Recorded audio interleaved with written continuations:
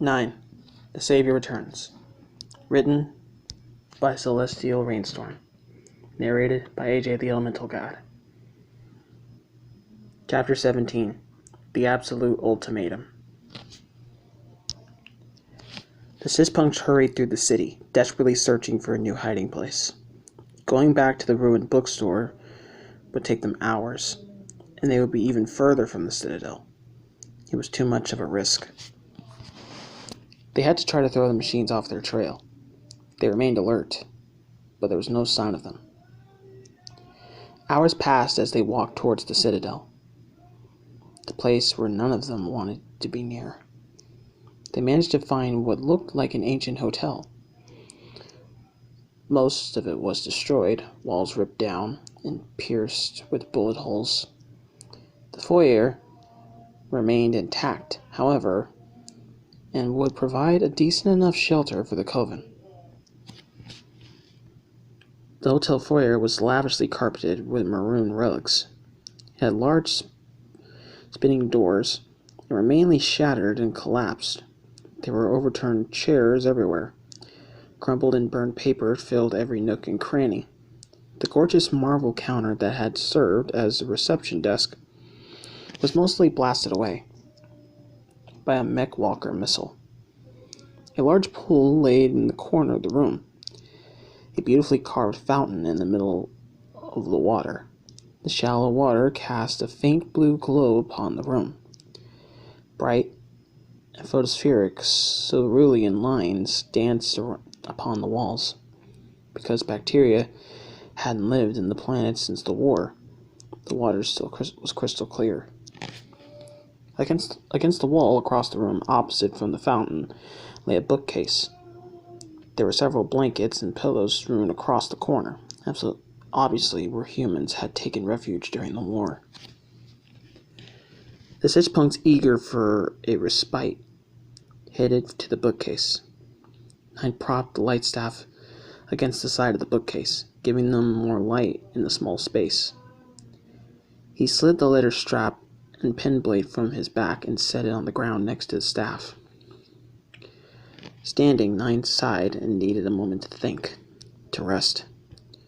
Suddenly, he turned and became face to face with one. He looked angrier than I had ever seen him. "You fool!" he yelled, cornering the young ragdoll. "I told you were going to put us in danger." "I'm sorry, One. But we made it through. We're all together. The fire beast is dead," Nine said quickly, becoming nervous as he was backed up against the bookcase. "Yes, but you promised not to endanger us again," One snarled, advancing. Nine suddenly no longer felt anxious. He was at fault for many things, but this time, One couldn't blame him. He felt a burning anger returning, filling his very core and raging through him. It came fast. Nine couldn't help the sharp and dangerous tone in his voice. Standing to his full height, he glared down at the leader.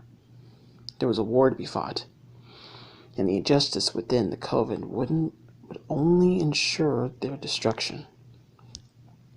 "One, that's enough. We figured out how to kill the machine beast and the fabrication machine. We're going to be safe again, but if you keep acting as if everyone is against you, that you're better than everyone else, we're going to get nowhere. We must work together. If we don't, we all will die. It's time to stop."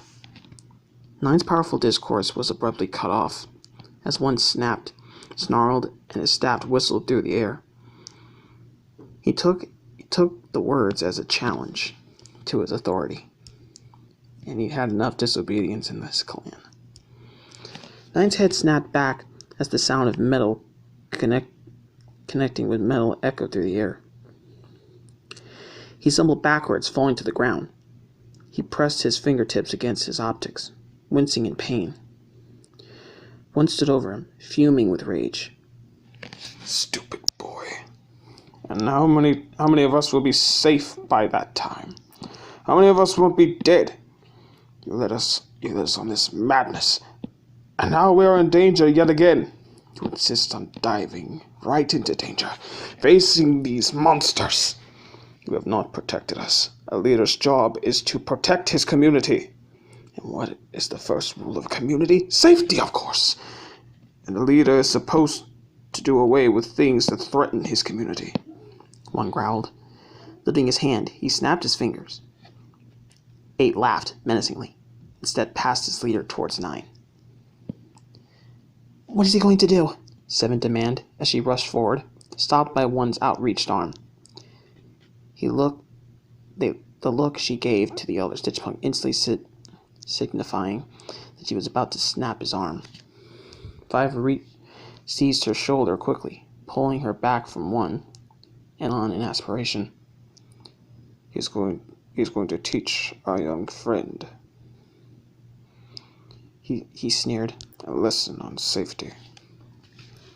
9 wasn't able to pick up his staff or blade to defend himself. 8 was too swift for him to do anything.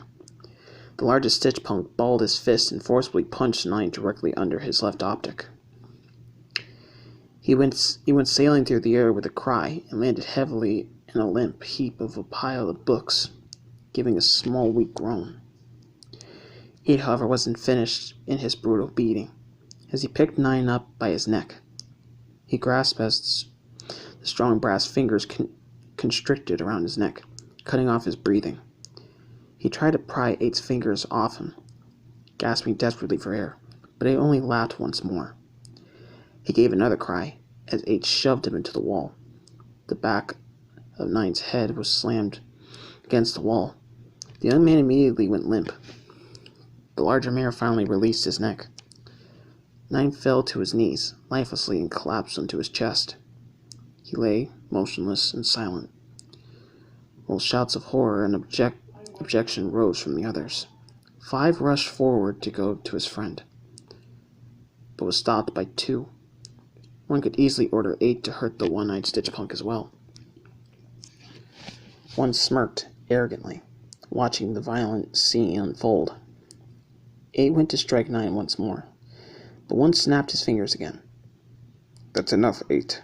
I do believe he is much more tight now, he said smugly, turning his back on the scene.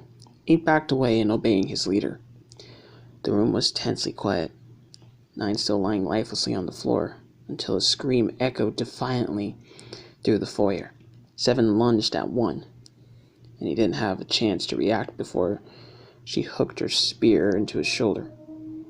Spinning him around before he knew it, her blade was right at his chest, ready to kill him. "How dare you!" she screamed at him, her eyes blazing in reckless anger. "We're all alive, and we know how to destroy these monsters, and you do this to him?" Her voice dropped down to a vicious whisper. "Give me one damn reason why I shouldn't kill you right now. Give me one," she snarled. 8 growled and advanced towards her. However, 7 thrust her spear outwards, the tip mere inches from his own chest. She kept 1 pressed against the wall with her forearm, giving 1 and only 1 warning for 8 to keep back. 8 stopped, taking a step backwards. The warning was clear. 7 was a vicious fighter, and with a fury emanating from her, he knew she wouldn't hold back. Once she had 8 at a standstill, she turned back to 1. His breathing was shallow, and he was trembling. The blade was held to his throat, now threatening to sever his head. "Give me one reason," 7 repeated, pushing the blade slightly to his neck of the elder, while the other stood horror-struck and frozen. 5 held the trembling twins beside him, staring at the 2. 7, leave him alone. 9's weak, strained voice came from behind her. She turned to see 9 reaching out for her, still lying on the floor and shaking. She paused for a moment before she lowered her spear, shooting a savage glare at 1. She turned and rushed to 9, kneeling beside him as he struggled to get up. "Are you okay?" she asked him softly, while she gripped while she grasped him around the arm and helped him to stand up. He was trembling, and every inch of his body ached badly. "Yes, I'm okay," he replied, rubbing the side of his face where 8 had struck him. 7 watched him, and her heart skipped a beat. The underside of his optic had been chipped. She touched it tenderly with her fingertips, and he flinched. It was extremely painful. 7's breathing hitched as she remembered once striking 9 with his staff. She realized 8 hadn't done this to him. She whirled around and seized her spear from the floor. She rushed the old man. Her fury at 9's injury caused her to finally snap. "You hurt him! You damned old coward! You hurt him!" she shrieked. Her eyes blazed. Nothing but reckless, violent, sadistic fury filled her heart. One had descended to physically injuring the young man, who had the bravery to bring him back for the world between. A wild rage engulfed her, roaring throughout her very soul. This man had done enough, and she wouldn't take one more second of his subjugation. Leaping into the air, 7 raised the blade, aimed, grasped from the others, and won. She aimed it directly for his heart, ready to drive the blade into him. Another shout was heard as a body larger than her own slammed into her. 9 dove towards 7. 7 bring her to the ground. Both stitch punks tumbled to the ground, rolling over the tangled heap. 7 was blinded by her rage, and she threw 9 to the ground, pinning him down with one fist and raising the blade over her head. She brought it down swiftly, abruptly stopping by a hand grasped to her wrist, straining to keep her hand from bringing her spear down. Everything froze. 7 blinked. Her enraged expression melted into one of horror. She was on top of 9. The only thing that stopped her from bringing down her spear into his heart was his hand grasping her wrist. The tip was just barely touching the golden zipper upon his chest. He looked up at her in shock, eyes widened and breathing shallow, his chest heaving as his and 7's gaze locked. Time itself seemed to stop, as 7 realized what she was mere seconds away from doing. 7, please don't. 9 breathed, still keeping a tight grasp on her wrist. 7 blinked, gasping softly. 9 released her wrist as she sat back, quickly getting to her feet and backing away from 9. He got up as well, still staring at her, his gaze hard. 7 simply couldn't believe what she had done. If 9 hadn't stopped her, if she had pushed her blade just a bit further, he would be lying there dead, his mechanical heart destroyed.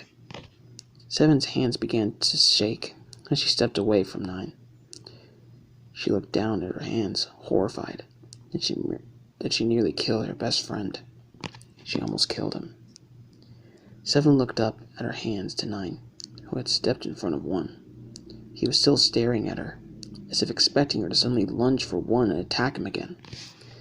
7 felt shame wash over her that she had never felt before. Finally, she tore her gaze from 9 and looked at the others. They were all staring at her as well, silent and frightened. The twins were hiding behind 5, looking absolutely terrified and shocked. 7 looked back at 9, silence surrounding them, almost exactly like last time. But in this moment, she felt shaken to her very soul. She couldn't do it anymore. She couldn't stay here, where she could hurt her friends and live under the oppression of a tyrant. 7 turned on her heel and ran. She ran across the floor, still shaking, and her moonstone figure soon disappeared into the shadows. 9 looked after her until she disappeared, sighed silently. He then turned and glared at 1, his brows furrowed. Their eyes met for a few moments. 1 had just been saved by the boy whom he had tyrannized and ordered 8 to punish. 9 shook his head once, silently rebuked 1. He then turned away and began to run in the direction in which 7 had disappeared, leaving 1 shaken and confused. The others watched as 9 disappeared to find 7. Everything was silent for a moment, before 5 turned to look at 1, who had straightened up and brushed off his front. His one-eyed glare was fierce, and his fingers were clenched into fists. That man had just hurt his best friend, the one who just saved his life. He turned to take a step towards 1, when surprisingly, 2 cut him off with his crane. The old man was hobbling rapidly to 1, his corkscrew cane banging against the floor. His entire body shook with nothing but anger. "You!"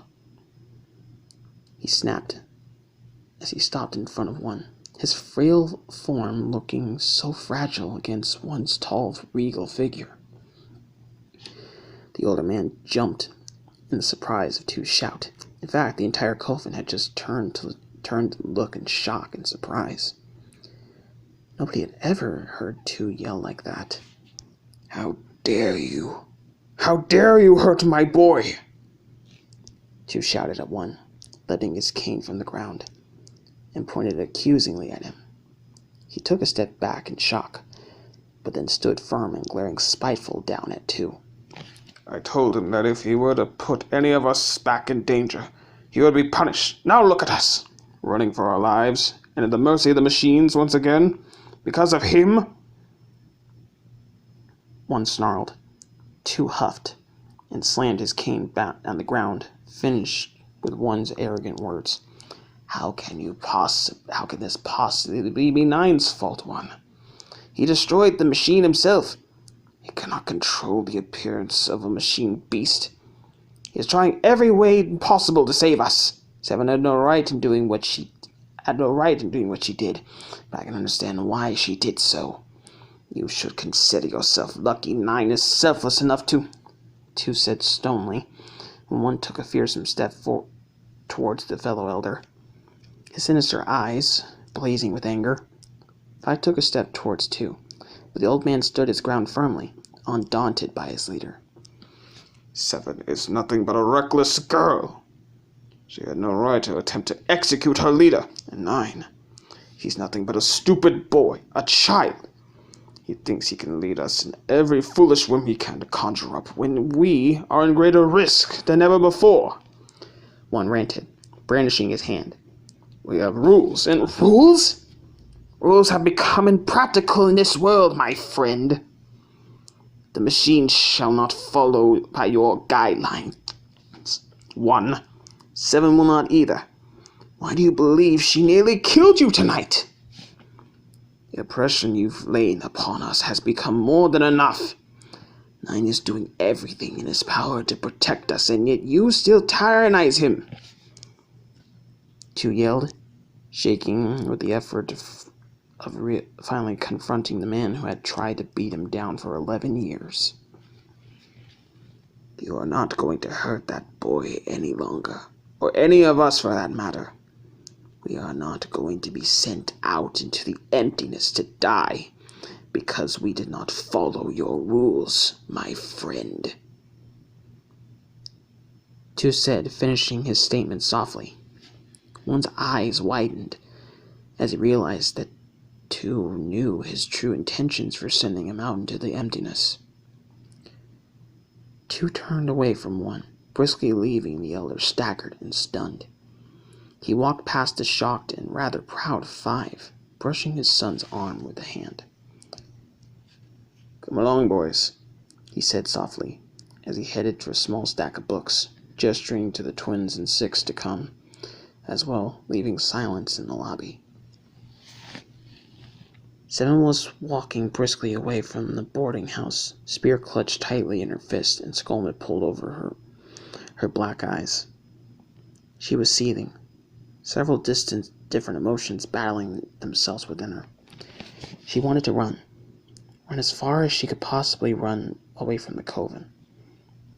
She was perfectly fine hunting the machines by herself before 9 came, and she would be perfectly content doing so once more. She knew the twins would be safe with the others.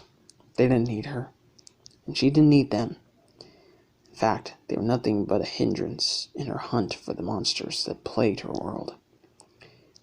She wouldn't go back this time, and nothing, absolutely nothing, would change her mind. The eerie silence was broken as a rock clattered down the path. Seven tensed and immediately whirled around. Her spear was at the ready to attack and dismember whatever machine was following her.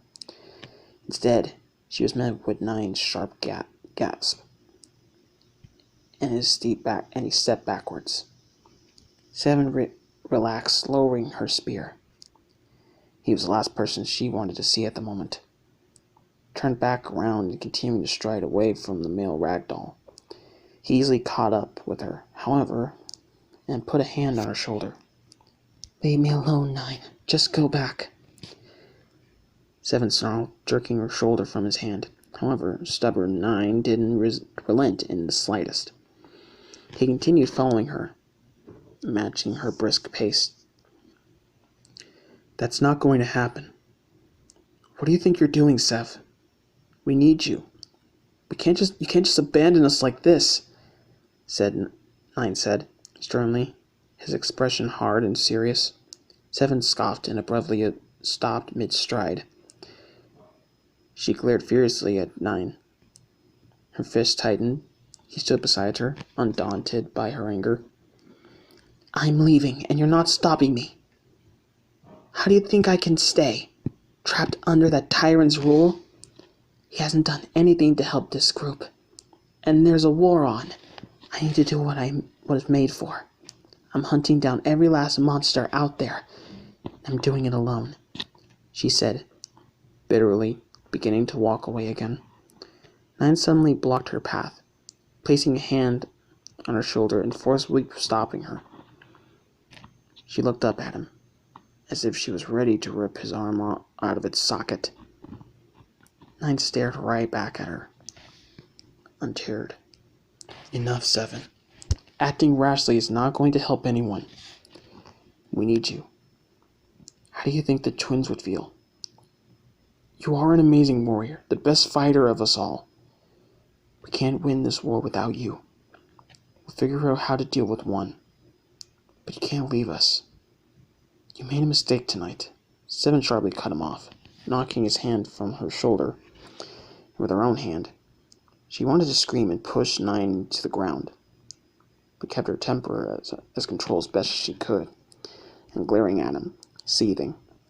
How foolish, how naive this stupid man was. "A mistake? I nearly killed you. That isn't a mistake. That was unforgivable. What happens next time? I could get 3 or 4. 5 could get in my way. I'm not going back. Not when they see me nearly slaughter my friend," she said, trying to sidestep Nine. However, he was having none of it. Reaching forward, despite the fact that Seven was fully armed, Nine gripped her arms and held her steady. He was stronger than she was, and no matter how she struggled, he would not relent his grip. He stared straight into her eyes, as if he was looking into her very soul. "Listen to me. I'm okay. I'm in no way angry with you. You made a mistake, yes. We've all made mistakes that we regret. Everyone came through all right. There was no time to act recklessly. It could mean the lives of the others. Now please come back. Don't feel guilty." Nine pleaded gently, releasing his grip on her arms. Seven could only shake her head, sighing softly. "I can't. I nearly killed you, and won. I can't go back with you, Seven said stubbornly, reaching for the right words. Her feelings were something that were always shoved down, hidden behind a strong emotional barrier. Within her very soul, feelings compromised a warrior, and would certainly be her downfall. She couldn't really voice them to Nine, as she couldn't even fathom how. But he got the message in any case. It only made his own temper flare as he glared at Seven again, and anger overwhelmed him so fast he couldn't stop the fierce words from trembling forth. "What do you know about it? Nothing. You saved our lives countless times, kept our group safe. What have I done? Killed 5 people, and brought them back into a war that will kill them again if I can't destroy the machine. Your place is with our clan, by defending them. You are doing what you were made for. You're not a murderer. You still don't know your, or still don't know your place, or why you were created." Nine finished softly, dropping his gaze. Seven froze, staring at Nine. So that's what he's been battling for all these months. His guilt that seemed to tear him from the inside out. Yet he stayed. He fought everything that was thrown at him and kept the others safe. He didn't realize what she was doing was incredibly blind. She couldn't leave them. They needed her. It was her job to defend them. I'm so sorry," she whispered. Nine looked up at her as she threw her spear to the ground and walked him. Before he knew it, she had enfolded him in a tight embrace, her fingers digging into his back. Nine blinked in surprise, but then when he felt her shaking, he tentatively returned the hug, patting her back reassuringly. Easy, Seven. It's okay," he told her gently. She withdrew and looked into his eyes. There was something soothing and calming in his voice. And Seven felt herself slightly relaxed. "Now, come on. Let's go back to the others," he said, releasing her and beginning to walk back up the path to the hotel. Seven picking up her spear and following slightly. She then reached for his hand. He wordlessly took her hand in his, and she intertwined their fingers together. She looked up at him and gave him a faint smile. He had forgiven her. He was still her best friend, and for that, she was eternally thankful. Together the two walked back to the hotel, hands still intertwined. The end of chapter 17.